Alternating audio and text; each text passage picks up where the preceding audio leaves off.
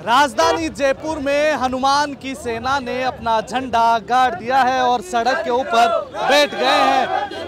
जयपुर का ये VT road के पास स्थित मानसरोवर वाला वो ग्राउंड है जहां पर आरएलपी के समर्थक और एसआई भर्ती को रद्द करने की मांग को लेकर लोग धरने पर बैठे हुए हैं। इनसे बात करते हैं। क्या नाम है? अजय। कहाँ से आए हो? सीकर से।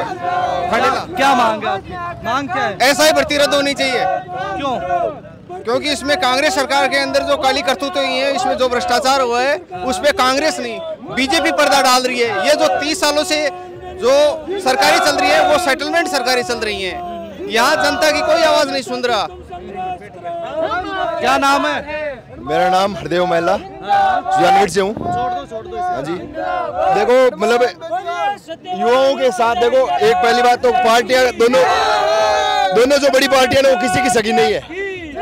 दोनों बड़ी पार्टियां किसी की सगी नहीं है। 2021 में मतलब बीजेपी पार्टी सत्ता में मतलब थी, तब उसने 2021 में ऐसा ही पेपर हुआ था ना, उस टाइम 118 को पकड़ा गया वहाँ पे। तब भाजपा सरकार ने बोला हम शासन में आते ही इसको भर्ती को कैंसिल करेंगे।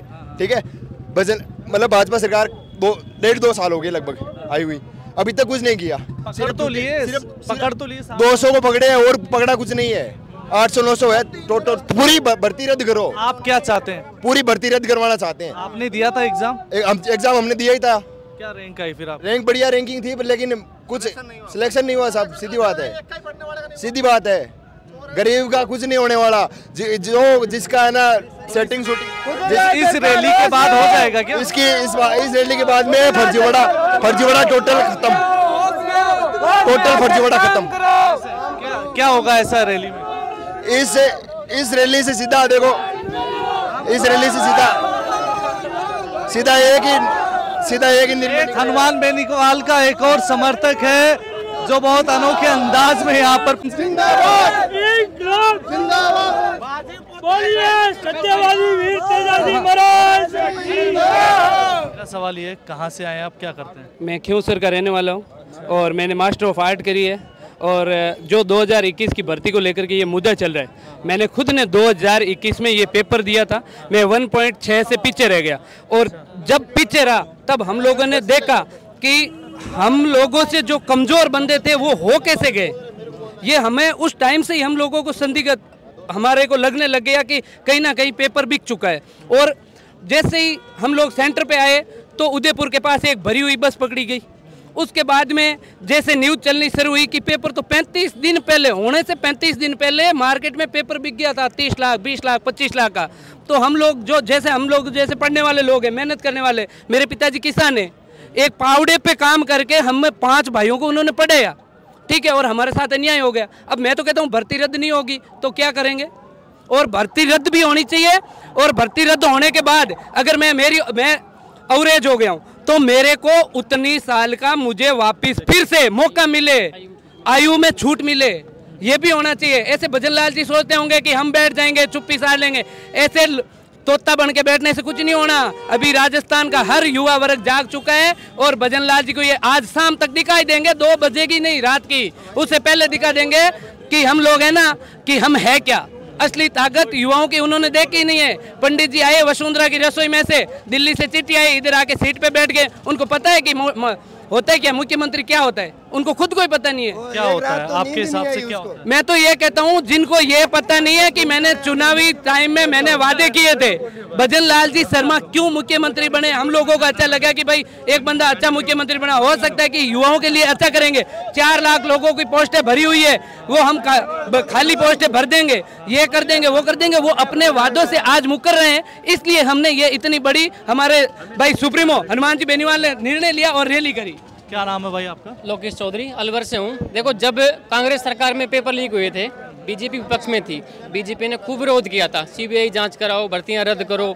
इसी मुद्दे पर बीजेपी ने चुनाव लड़ा, बीजेपी चुनाव जीत गई, सत्ता में आ गई। रीट लेवल 1 2021 लीक हुआ था, ना रद्द हुई, ना अभी तक सीबीआई जाँच हुई। बीजेपी जब विपक्ष में थी तो कहा था, कोर्ट में रिट लगाई थी कि इसकी सीबीआई जाँच हो, सीबीआई जाँच नहीं हुई। आरपीएससी एसआई भर्ती 2021 35 दिन पहले पेपर लीक हो जाता है, आरपीएससी के सदस्यों के बेटे बेटियां ऐसा ही बन जाते हैं। एक परिवार से 3-3, 4-4 लोग थानेदार बन रहे हैं, जिनको इंटरव्यू में ये नहीं पता कि हमारे देश का राष्ट्रपति कौन है, लिव इन रिलेशनशिप क्या होता है, वो थानेदार बन रहे हैं। ठीक है, डमी कैंडिडेट एसडीएम जैसे लोग डमी बैठ रहे हैं 3-3, 4-4 लोगों की जगह, और फिर थानेदार बन रहे हैं। सरकार की जो सब कमेटी है मंत्रियों की, वो बोल चुकी है कि भर्ती रद्द करें। एजी बोल चुका है, डबल एजी बोल चुका है, एसओजी बोल चुकी है, पीएचक्यू बोल चुकी है, सब बोल रहे हैं कि भर्ती रद्द करो। लेकिन सरकार ना तो कोर्ट में जवाब पेश कर रही है, ना बेरोजगार युवाओं के लिए कोई कठोर निर्णय ले पा रही है। सरकार किस दबाव में है? आपको क्या लगता है चौधरी जी, सरकार क्यों नहीं रद्द कर रही है? कुछ तो उनको वजह लगती होगी ना। जिस भर्ती के लिए 2021 के लिए सरकार जब बीजेपी जब विपक्ष में थी, उसके लिए धरने प्रदर्शन किया। ठीक है, आपको क्या लगता है क्यों नहीं कर रही है? सरकार दबाव में है। किसके दबाव में?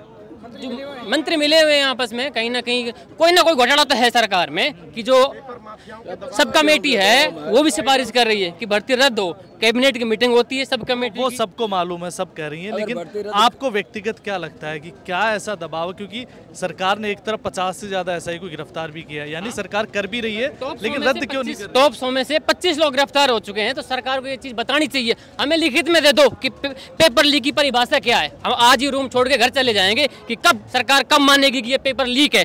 35 दिन पहले पेपर आ जाता है, डमी कैंडिडेट बैठ रहे हैं, तस्कर लोग, चोर लोग थानेदार बनकर बैठे हैं, उसके बाद सरकार नहीं मान रही है। लिखित में दे दो बेरोजगारों को, आज ही हम रूम छोड़ के चले जाएंगे घर। हमारे माँ बाप कैसे कैसे पैसे जोड़ के खेती बाड़ी से कमा के हमें पढ़ा रहे हैं, उसके बाद सरकार नहीं मानती। सरकार बताए कि पेपर लीक की परिभाषा क्या है। 35 दिन पहले पेपर कोई आ जाता है, आप मानते हो कि भाई साहब, आप मानते हो कि पारदर्शिता है उस पेपर में? आप मानते हो? एक चीज ये है कि जो लोग अपनी मेहनत से सेलेक्ट हो गए, एक व्यक्ति तो ऐसा होगा, अगर फिर वो भर्ती रद्द हो जाती तो उनके साथ अगर आप उस जगह होते तो क्या करते? सरकार को ये चीज़ सोचनी चाहिए। उनको एज में छूट दो, उनको फिजिकल में छूट दो, आप फिजिकल में छूट दीजिए उनको, जिनका फिजिकल हो चुका है, जो आरपीएम में अभी ट्रेनिंग ले रहे हैं, आप उनको फिजिकल में छूट दीजिए। सरकार के पास यूपीएससी के टॉप अधिकारी बैठे हैं सीएमओ में, आप राय लीजिए उनसे। बाकी स्टेटों के निर्णय देखिए आप, किस स्टेट में क्या क्या निर्णय हुए हैं पेपर लीक के मुद्दों पर, आप बात कीजिए उनसे। सरकार से भी सवाल कीजिए, बेरोजगार केवल सवाल करने से नहीं चलेगा। सरकार से भी सवाल कीजिए कि किस राज्य में क्या क्या निर्णय हुए हैं।